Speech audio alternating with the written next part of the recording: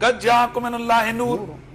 اب آپ, میں نے جو پہلے اپنے بنیادی طور پر جب دلیل دی تھی تو میں نے کہا تھا کہ دو چیزیں ہیں, یعنی اس کا تو کوئی انکار کر ہی نہیں سکتا, وہ تو آپ بھی نور ہیں, یہ بھی نور ہیں, میں بھی نور ہوں, کیونکہ میں دین سے کہا رہا ہوں تو میں اس جیت میں اتنا تو نور ہوں.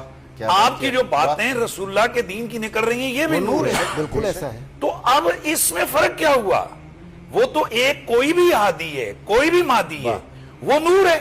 بے شک رسول اللہ کو جو اتنی خصوصیت کے ساتھ اللہ تعالیٰ اناؤنسمنٹ کر رہا ہے قد جاءکم من اللہ نور و کتاب مبین, تو اس کا کیا مطلب ہوگا؟ اس کا مطلب ہے کہ پھر ان کی نورانیت تمام نورانیتوں سے جدا ہے. اب ہمارا دعویٰ سنیں, جس طرح رسول اللہ کی بشریت تمام کائنات کی بشریت میں سب سے وراء الورا ہے, اسی طرح رسول اللہ کی نورانیت یعنی آپ کی لطافت یہ تمام کائنات کی لطافتوں میں, اللہ کی مخلوق میں, حتیٰ کہ ملائکہ کی نورانیت, ملائکہ کی لطافت سے بھی رسول اللہ کی لطافت زیادہ ہے. میں یہاں پر ایک نقطہ اور اس بات کو میں مکمل کر لوں. اب یہاں جب رسول اللہ صلی اللہ علیہ وسلم کی ذات کو اللہ تعالیٰ نے نور بنایا, پھر اللہ کے نبی کی ایسی احادیث جیسے میں نے عرض کیا, اور یہ تمام مکاتب فکر کے ہاں یہ واضح طور پر موجود ہیں, سلفی حضرات موجود ہیں, ابن عبد الوہاب نجدی صاحب کی کتاب میں موجود ہیں, باقی موجود ہیں. حضور اندھیرے کمرے میں جا رہے ہیں, روشنی ہو رہی ہے, حضور مسکرا رہے ہیں, نور نکل رہا ہے. اللہ کے نبی صلی اللہ علیہ وسلم دنیا میں تشریف لا رہے ہیں تو ہر طرف نور ہی نور پھیل رہا ہے. اور پھر اللہ کے نبی کے صحابہ, میں یہ کچھ چیزیں ظاہر اتنی زیادہ زبانی یاد نہیں ہوتی, میں کوئی رسول اللہ کے 60-70 سے زیادہ صحابہ کرام ہیں کہ جو اپنے اپنے کلام میں, اپنی اپنی گفتگو میں رسول اللہ کو نور ہدایت بھی کہہ رہے ہیں اور نور حسی بھی کہہ رہے ہیں. خود حضرت عباس بن عبد المطلب حضور کی نعت لکھ رہے ہیں اور رسول اللہ کو سنا رہے ہیں, اور اس میں کہتے کیا ہیں, انت لما ولدتا اشرقت الارض, یا رسول اللہ جب آپ کی ولادت ہوئی تو زمین جو ہے نا وہ نور سے بھر گئی. ٹھیک ہے, اسی طرح سے رسول اللہ کے دیگر صحابہ ہیں, وہ کہتے ہیں کہ یا رسول اللہ آپ کے نور کی چمک تو ایسی ہے کہ آپ اندھیرے میں آتے ہیں تو روشنی ہو جاتی ہے, اور ساتھ ہی فرماتے ہیں کہ یا رسول اللہ آپ کا وہ نور ہے کہ جس نے ہمیں جہالت اور کفر سے نکالا اور ہمیں ایمان کا نور دیا. یعنی دونوں قسم کے نور وہ بیان کر رہے ہیں. تو انہی نبی علیہ السلام کے صحابہ اکابرین امت, ان روایات کو ہم نے لے کر ہم نے یہ اپنا عقیدہ رکھا کہ رسول اللہ نور ہے تو نور ہدایت بھی ہیں اور نور حسی بھی ہیں. تو ہمیں بالکل, میں نے پہلے آغاز میں کہہ دیا تھا کہ جو رسول اللہ کی بشریت کا انکار کرے وہ تو قرآن کے انکار, انہوں نے لفظ حکم نہیں لگایا, میں نے حکم لگایا, وہ دائرہ اسلام سے خارج ہے, تو بات ختم. پھر اصل جس طرح انہوں نے کہا نا کہ یہاں تاثر یہ جاتا ہے کہ نبی کی نورانیت کا, بشریت کا انکار ہو, اسی طرح ہم بھی یہ کہتے ہیں کہ نبی کو صرف بشر نہ کہو, کیونکہ یہ بھی امت میں ایک تاثر موجود ہے کہ نبی ہم جیسا بشر ہے. جیسے لکھا گیا کئی لوگوں کی کتابوں میں کہ نبی کو بڑائی ہے وہ بڑے بھائی کی طرح ہوتا ہے, نبی کو بڑائی ہے وہ گاؤں کے ملک چودھری راجے کی طرح.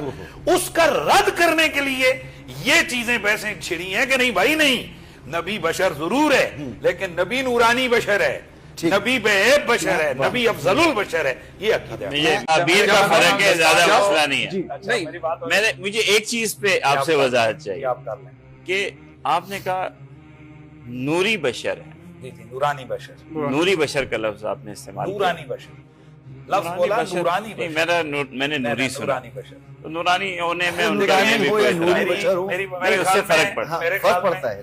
میرے خیال میں بات پوری گفتگو پہلے تسلیم کر کے مولانا نے آخر میں آ کر اس کو بالکل الٹ دیا. نہیں الٹا نہیں ہے, میں نے مانا ہے تسلیم کیا, الٹا نہیں ہے. بات یہ تکلف مولانا کیوں کر رہے ہیں آپ کے, اچھا سر آپ میرے فرمائیں, آپ یہ تکلف کیوں فرما رہے ہیں کہ اللہ تعالیٰ نے نبی علیہ السلام کو نور علم بنایا, نور معرفت بنایا, اور بھائی آپ یہ کیوں نہیں کہہ رہے ہیں کہ اللہ تعالیٰ نے رسول اللہ کو نور بنایا؟ وہ بشر ہیں, ان کی ایک شان بشریت ہے, ان کی ایک شان نورانیت ہے. کیوں نہیں مانتے آپ؟ کھل ڈل کر کیا ہو جاتا ہے؟ آپ کا سوال ان سے, لیکن جواب میں دینا چاہتا ہوں اگر آپ اجازت. میں نے آپ کو پہلے عرض کیا تھا کہ یہ دونوں لفظ قرآن مجید میں ہیں, کسی ایک کو ہم اس طور پر تسلیم نہیں کر سکتے کہ دوسرے کی نفی ہو جائے. یہ بات اچھی ہے. ہم یہ سمجھتے ہیں, کوئی اعتراض نہیں, ہم یہ سمجھتے ہیں اگر نور کا معنی نور ہدایت نہ کریں اور نوری مراد لیں جیسے کہ فرشتے ہیں, پھر بشریت کا انکار لازم ہے, کیونکہ دونوں الگ الگ چیزیں ہیں. یا رات ہوگی یا دن ہوگا، الگ الگ چیزیں ہیں، ضدین الگ الگ چیزیں. اسی لیے جب آپ نے بشر مان لیا، ہم سب نے تو مان لیا نا بشر، تو نور کو اس طور پہ آپ مانیں، انکار نہیں ہے کہ بشریت کا انکار نہ ہو.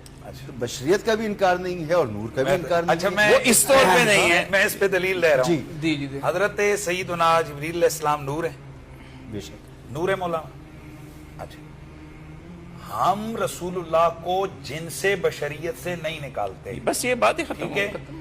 جب آپ ماشاءاللہ منطق آپ نے بھی پڑھی ہوئی ہے، سارا ایک عقل کے ساری چیزیں آئی ہیں.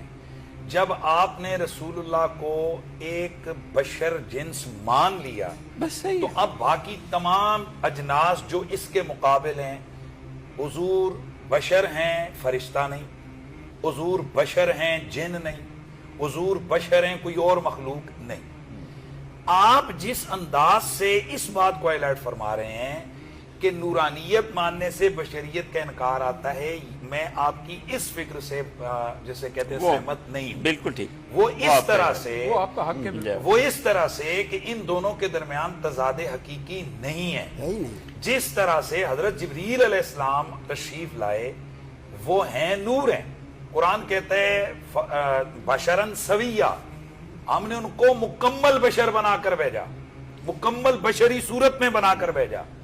جبریل نور ہے، تو جب وہ انسانی شکل میں، انسانی لباس میں، انسانی صورت میں آیا، کیا اتنی دیر اس سے بشریت ختم ہو گئی؟